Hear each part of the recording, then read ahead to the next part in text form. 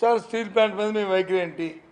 దాన్ని ప్రైవేటైజేషన్ చేస్తానంటున్నారు, దాని మీద మీ తాలూకు సమాధానం అడిగితే అది ఆయన మాటలు. ఒక బాధ్యత ముఖ్యమంత్రి అంత ఆసనం కోల్పోవాల్సిన పరిస్థితి ఏంటి? ఆ రోజు ఈ స్టీల్ ప్లాంట్ మీద ఒక తీర్మానాన్ని ప్రవేశపెట్టారు అధికారంలో ఉన్న తెలుగుదేశం కూటమి ప్రభుత్వం. ఏమని? 11,400 కోట్ల రూపాయలని కేంద్ర ప్రభుత్వం ఇచ్చింది, దానికి అభినందన తెలుపుతూ తీర్మానం చేయమన్నారు. ఒక ప్రధాన ప్రతిపక్షంగా మా అభిప్రాయం చెప్పాం.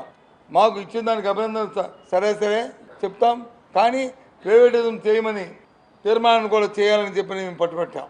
దానికి అంగీకరించదే. ఎందుకు అంగీకరించదు? అంతకుముందున్న గత 5 సంవత్సరాల మా ప్రభుత్వం జగన్మోహన్ నాయకత్వంలో మరి శాసనసభలో తీర్మానం చేశాం కదా, ప్రైవేటిజం ఎగ్నిస్ట్గా వ్యతిరేకంగా చేయడానికి వీల్లేదు అని చెప్పి. సాక్షాత్తు ప్రధానమంత్రి విశాఖపట్నం వస్తే వేదిక మీదే ఆనాటి ముఖ్యమంత్రి జగన్మోహన్ రెడ్డి గారు ఆ విషయం చెప్పారు కదా. ఇది ప్రజల తాలూకు సెంటిమెంటు, విశాఖ హక్కు, ఆంధ్ర హక్కు, ఇది ప్రైవేట్ పరంగా చేయడానికి మేము మా ప్రభుత్వం, మా పార్టీ ఒప్పుకోదు, దయచేసి దాన్ని నిర్వహించుకోండి చెప్పారు కదా. ఎందుకు మీ నోటి నుండి ఆ మాట చెప్పలేకపోతున్నారు? ఎందుకు డొంక తిరుగుడు సమాధానం చెప్తున్నారు?